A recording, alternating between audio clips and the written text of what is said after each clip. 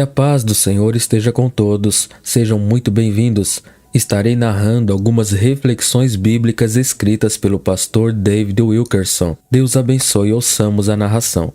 Primeiro, o Senhor lutará por você. À medida que os egípcios se aproximavam rapidamente dos israelitas, não havia para onde fugir. As montanhas de ambos os lados estavam nuas, sem árvores ou cavernas entre as quais se esconder. E o mar o cercou do outro lado.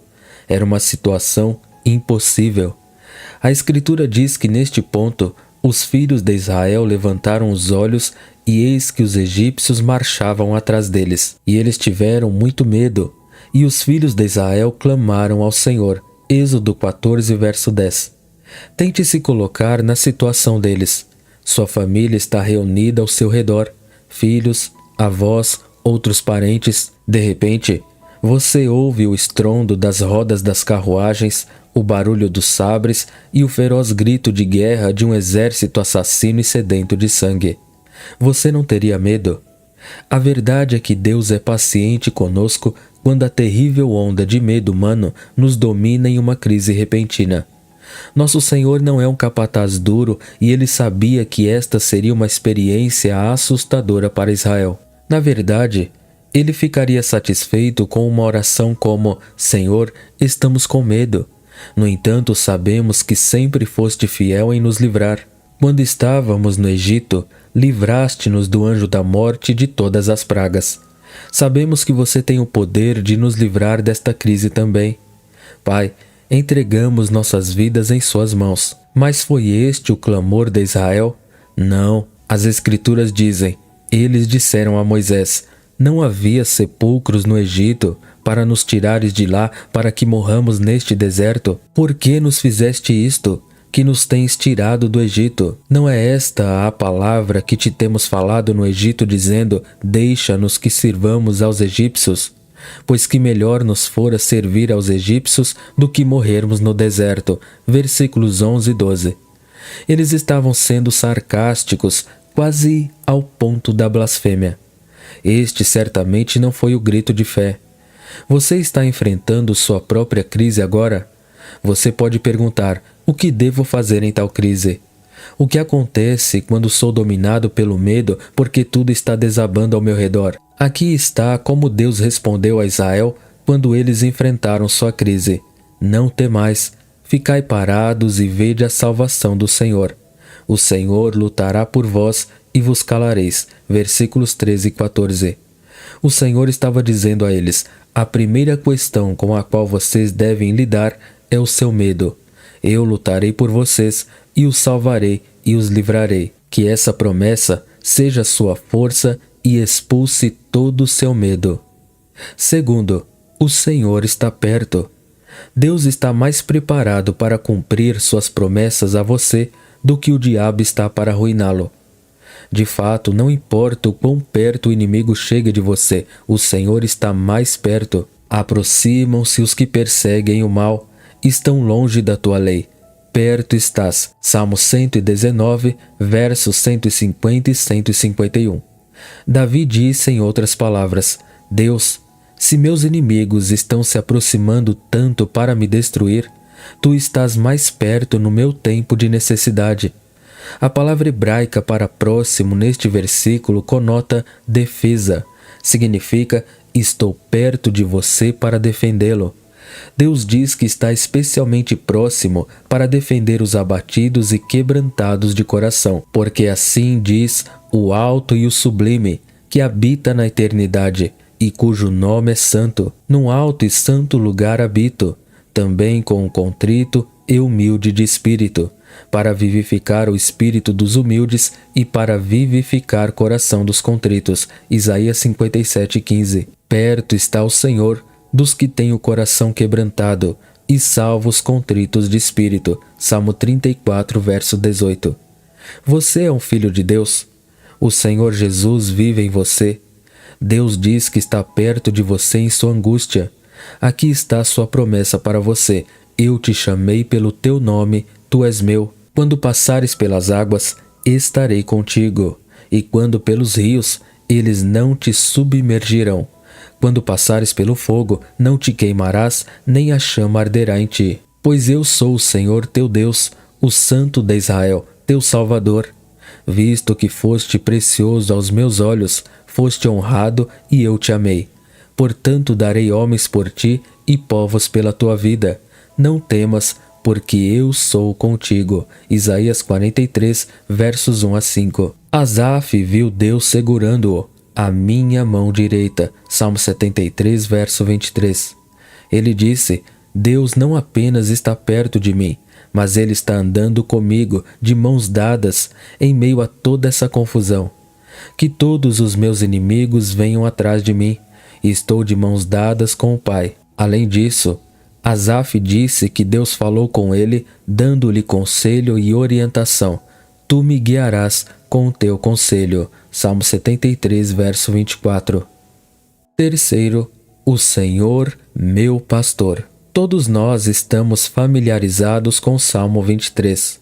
Sua mensagem reconfortante é bem conhecida até mesmo entre os não crentes. Este famoso salmo foi escrito pelo rei Davi, e sua passagem mais famosa está contida no versículo inicial: O Senhor é meu pastor, nada me faltará.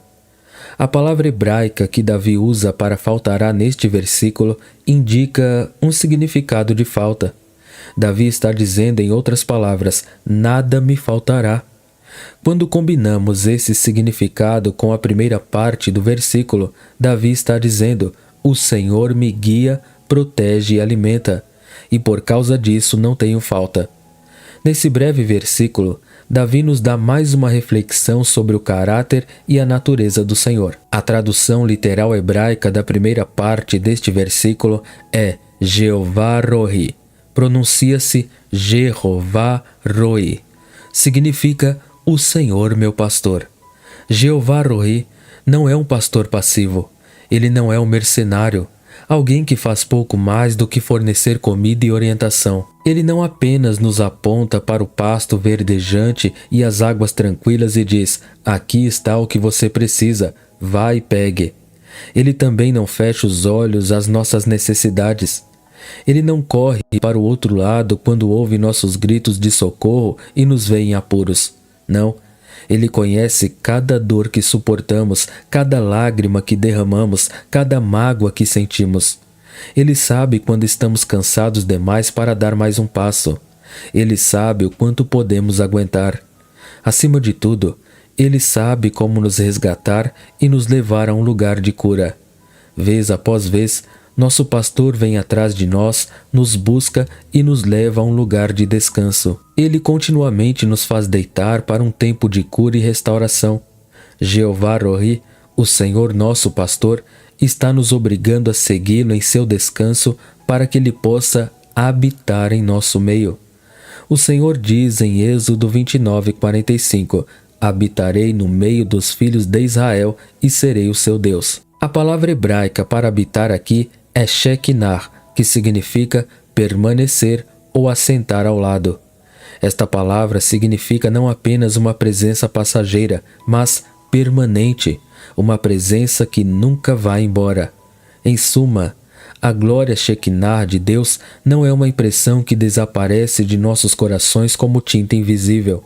Não, é algo que Deus imprime permanentemente em nossa alma. É a sua presença muito próxima e eterna. A imagem aqui é gloriosa. Nosso pastor se oferece para vir até nós em meio à nossa dor e condição deprimida e sentar-se ao nosso lado. Ele promete curar nossas feridas e fortalecer as partes de nós que ficaram doentes e enfermas. Essa é a glória Shekinah de Deus, a presença permanente e eterna do Senhor. E muitas vezes experimentamos isso quando estamos em meio a problemas. Nosso grande pastor nos diz: eu quero restaurá-lo. Eu vou fazer isso estando presente com você, mesmo no vale e na sombra da morte. Minha presença estará com você em tudo que o diabo lançar contra você. Mesmo se você tentar fugir de mim, eu vou correr atrás de você. E quando eu pegar você, vou tomá-lo em meus braços e carregá-lo de volta para o meu descanso. Então vou curar suas feridas e todas as suas doenças. Quarto, o Senhor preserva a sua igreja. Jó pergunta: o que é o homem para que o exaltes, para que coloques nele o teu coração, para que o visites todas as manhãs e o testes a cada momento? Jó 7, 17 e 18. Hebreus 12:1 nos diz que o mundo está rodeado por uma nuvem de testemunhas. Do que esta grande nuvem dá testemunho? E a quem se destina seu testemunho? Eles falam à nossa geração por meio de suas vidas e palavras registradas nas Escrituras. Acredito que eles nos dizem 3 coisas. Eles são testemunhas de que o coração de Deus ainda está decidido a salvar este mundo perdido. Deus ainda está trabalhando, derramando seu Espírito sobre toda a carne e movendo-se sobre homens e mulheres em todas as nações. O coração de Deus ainda está determinado a amar e preservar sua igreja. Mesmo com apostasias e retrocessos desenfreados, o Senhor preza seu corpo. O coração de Deus ainda está em cada filho dele. O Senhor nunca deixará um único servo seu para trás. A Escritura nos diz: os olhos do Senhor estão sobre os justos, e os seus ouvidos estão atentos às suas orações. 1 Pedro 13:12. O apóstolo Pedro está entre esta nuvem de testemunhas e compreende por que Deus é tão paciente. Ele amaldiçoou Jesus, jurando que nunca o conheceu. Pedro diria que Deus retém seu julgamento sobre esta geração, embora ainda existam multidões que o amaldiçoam e negam, assim como ele fez. O apóstolo Paulo também está entre esta nuvem de testemunhas e dá testemunho do amor ilimitado de Deus. Paulo amaldiçoou o nome de Cristo. Ele era um terrorista, perseguindo o povo de Deus e arrastando-os para a prisão ou morte. Mas ele fez tudo na ignorância. Paulo nos diria que Deus está sendo paciente com esta geração atual, porque há muitos que pecam por ignorância, assim como ele. Eles ainda não foram expostos à mensagem do Evangelho. Como é reconfortante saber que os olhos de Deus estão sempre sobre nós e que seu coração está decidido a amar cada um de seus filhos. Amém. Deus abençoe. Caso não seja inscrito no canal, se inscreva, ative o sininho, curta e compartilhe o vídeo. Muito obrigado.